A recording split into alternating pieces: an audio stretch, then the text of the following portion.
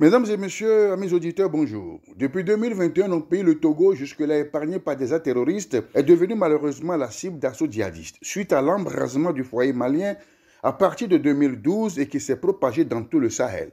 Avec 126 km de frontières en partage avec le Burkina Faso, notre pays ne fait plus exception à la vague de violence djihadiste meurtrière, même si aucune portion de territoire n'est tombée aux mains de ces hommes sans foi ni loi qui sèment la désolation au sein des forces de défense et de sécurité, endeuillant des familles entières et plongeant toute une nation dans de vives émotions. En dépit des mesures de sécurisation engagées par le gouvernement, la région septentrionale des Savanes continue de subir des incursions de groupes djihadistes avec des morts et des blessés au sein des forces armées togolaises. En cet instant précis, le bon sens nous recommande de taire toutes les polémiques et dissensions pour avoir une pensée pieuse pour nos vaillants soldats tombés au champ d'honneur en défendant la terre de nos aïeux. Que leurs âmes reposent en paix et sincères condoléances aux familles de ces héros de la nation qui sont morts pour la sécurité collective. Que leurs bonnes âmes veillent désormais sur leurs frères d'armes qui continuent cette guerre asymétrique dans laquelle l'ennemi dans l'ombre réussit à frapper à tout instant sa cible. Un soldat est avant tout un citoyen comme tout le monde, mais qui a choisi de défendre la patrie et quand il perd sa vie, surtout en mission, il mérite respect et considération, hommage et honneur de la nation entière. Il devient un héros rien que par la bravoure à affronter l'ennemi, bien souvent dans des conditions difficiles. Mais alors, pourquoi notre pays est-il devenu subitement une cible des groupes djihadistes? Quel intérêt et quelle motivation?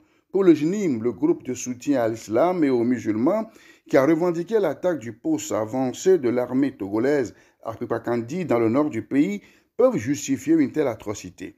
On ferait toutes les hypothèses du monde qu'on serait loin toujours des vraies raisons de ces violences aveugles, qu'aucune religion, qu'aucune civilisation humaine ne saurait tolérer, encore moins enseigner à ses membres. La réalité est que l'extrémisme violent n'a aucun fondement objectif et spécule sur des idéologies politico-religieuses, parfois loin de toute rationalité.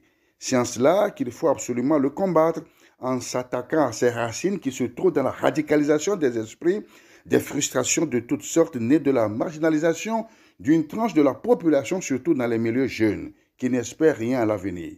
Il faut donc au plus tôt désamorcer le processus de radicalisation par le dialogue, en redonnant espoir à une jeunesse qui se retrouve sans repère pour éviter qu'elle ne succombe à l'appât du gain facile que proposent ces groupes djihadistes.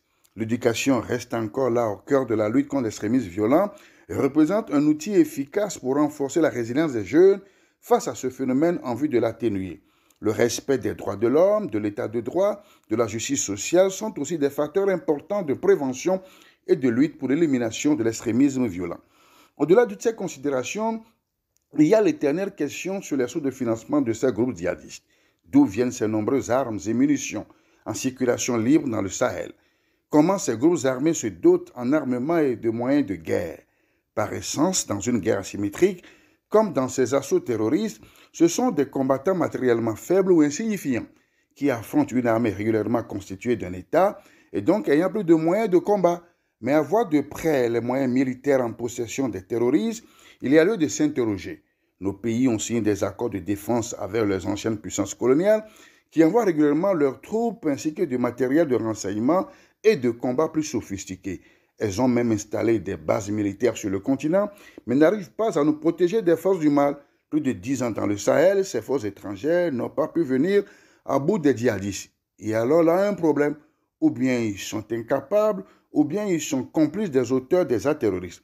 En tout cas, les États de l'AES ont donc raison de les renvoyer chez elles pour assurer leur propre destin face au drame.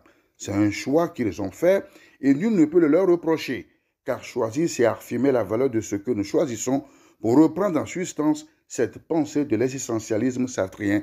Bon dimanche.